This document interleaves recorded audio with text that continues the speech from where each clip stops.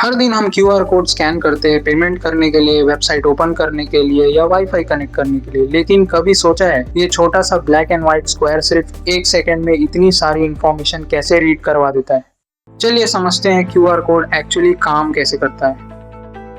सबसे पहले क्यूआर का फुल फॉर्म है क्विक रिस्पॉन्स कोड। इसे क्विक रिस्पॉन्स इसीलिए कहा जाता है क्योंकि ये इंफॉर्मेशन को बहुत ही फास्ट रीड कर लेता है। सबसे इंटरेस्टिंग बात, क्यूआर कोड के अंदर इंटरनेट नहीं होता। ये सिर्फ इंफॉर्मेशन स्टोर करता है, जैसे एक वेबसाइट का लिंक, एक फोन नंबर, एक यूपीआई आईडी, वाईफाई का पासवर्ड या कोई सिंपल टेक्स्ट। मतलब क्यूआर कोड एक डिजिटल चिट्ठी की तरह है जिसमें इंफॉर्मेशन लिखी होती है।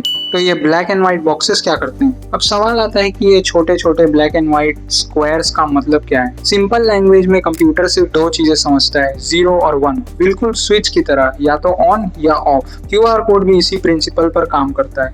ब्लैक स्क्वायर्स एक वैल्यू रिप्रेजेंट करते हैं, व्हाइट स्क्वायर्स दूसरी वैल्यू, यानी इन दोनों का पैटर्न मिलकर एक बाइनरी लैंग्वेज बनाता है जिसे फोन का कैमरा और सॉफ्टवेयर रीड कर लेता है। मतलब ये एक रैंडम डिजाइन नहीं है, हर स्क्वायर की एक फिक्स्ड पोजीशन और मीनिंग होती है।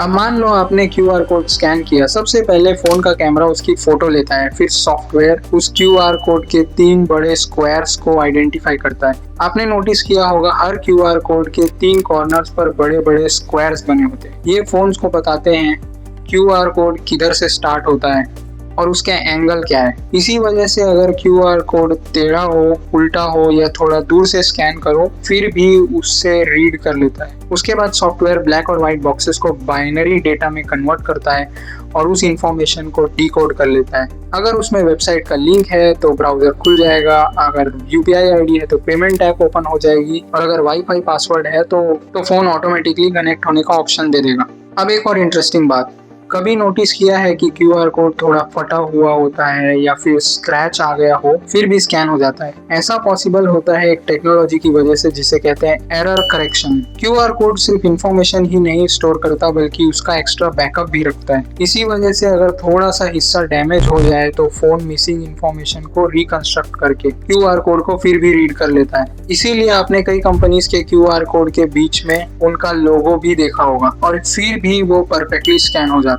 तो अगली बार जब आप किसी शॉप पर पेमेंट करोगे या कोई क्यूआर कोड स्कैन करोगे तो याद रखना वो सिर्फ ब्लैक और व्हाइट स्क्वायर्स नहीं है बल्कि एक स्मार्ट लैंग्वेज है जिससे आपका फोन सिर्फ 1 सेकंड में समझ लेता है। अगर आपको ऐसे ही टेक्नोलॉजी के हिडन फैक्ट्स और सिंपल एक्सप्लेनेशंस पसंद है तो वीडियो को लाइक करो, चैनल को सब्सक्राइब करो और मिलते हैं नेक्स्ट वीडियो में।